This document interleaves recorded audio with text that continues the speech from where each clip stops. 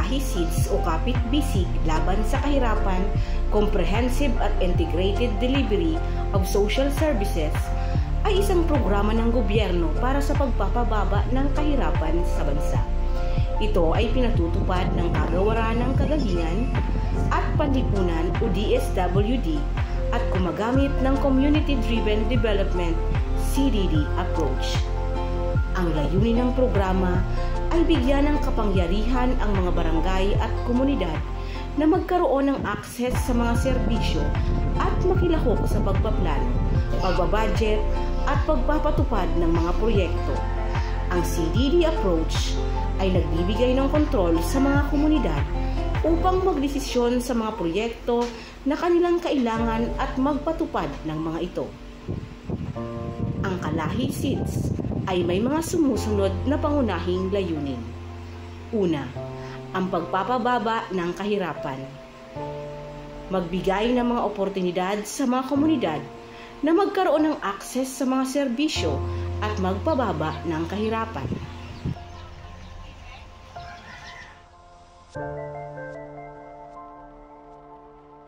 Magandang hapon po sa lahat. Ako po si Punong Barangay Gary P. Asanya, 49 years old. Ako po ang kasalukuyang punong barangay ng aming barangay Maqueda, Caramuan, Camarines Sur. Natutunan po namin ang community empowerment mula sa procurement hanggang sa pag-implement ng project. Napakaganda pong proseso ng Kalahi Seeds. Una pong project na nagawa namin ay ang construction of seawall sa silangang parte po ng Zone 1. At lubos pong napapakinabangan namin, lalo na po pagka may dumarating na malalakas na bagyo. Ito po ang nagsisilbing proteksyon namin sa mga storm surge at sa malalakas na alon. Pangalawa po, nagpapagawa na din ng evacuation center ang Kalahi Seeds CDDP. Malaking tulong din po sa amin ito. Nagsisilbing evacuation center namin pagka may mga kalamidad. At nung pandemic ay ginawa po namin quarantine facility ang evacuation center.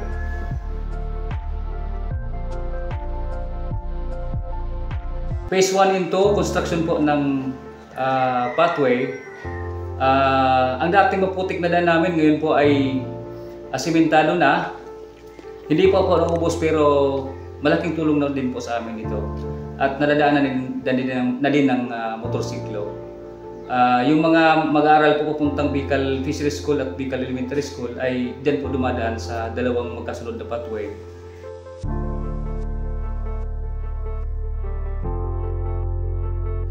Magandang araw po. Ako po si Jovito Godofredo Bihino, Municipal Area Coordinator ng munisipyo ng Caramuan. Sa ngalan po ng aming buthing Mayor, Honorable Marilyn Socorro Itzco, ang buong pwersa po ng local government unit ng Caramuan ay buong pusong sumusuporta sa mga adikain ng Kalahi. Marami na pong proyekto ang naibaba ang Kalahi dito sa aming munisipyo. Ang local government unit ng Caramuan ay handang sumuporta at laging sumusuporta sa anumang proyekto, aktibidad ay binababa ng Kalahi. Ang proseso po ng Kalahi ay maganda sa kadahilan ng ang komunidad ay naisasama sa pagplano, sa pagpapatupad ng mga proyekto. Ang komunidad mismo ang nagpipili kung ano ang kailangan, kung ano ang kanilang kailangan sa komunidad na proyekto. Dahil dito, kami po sa local government unit sa tulong po ng aming Sangguniang Bayan ay nagpasa ng resolusyon upang ang Kalahi Seeds at ang mga proseso nito ay ma-institutionalize.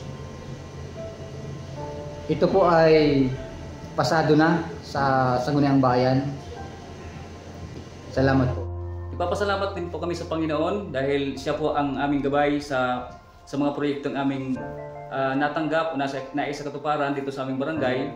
Ginagawa lang pong instrumento ang mga ahensya ng gobyerno o departamento para po makarating sa amin ang mga proyektong aming hinahangad. Taon-taon po ay naglalagay kami ng pundo talaga na pang counterpart sa Kalay Seeds Project. Pagka nag-deliberate kami sa council, hindi namin nakakalimutan na palaging lagyan namin po ng budget para sa aming LCC counterpart. Ilang taon na po yan, mula nung kagawad ako hanggang sa naging kapitan, hindi ko po nakakalimutan yan. At ngayong taon ay nakahanda naman po kami, ngayong 2025, mayroon naman po kaming allocation for local counterpart namin, yung aming counterpart sa barangay. At sana din po sa MLGU, ganun din po. Para prepared po kami, pagka pumasok na po yung project ng Kalay Seeds ay preparado po kami. Prepared na po kami. Maraming salamat po sa personal staff ng Kalay Seeds. Patnubayan po sana kayo ng Panginoon at ganun din po mga community volunteers at mga barangay officials na tumutulong sa pagpapagawa ng mga proyektong kapaki-pakinabang sa mga barangay. Salamat po. God bless.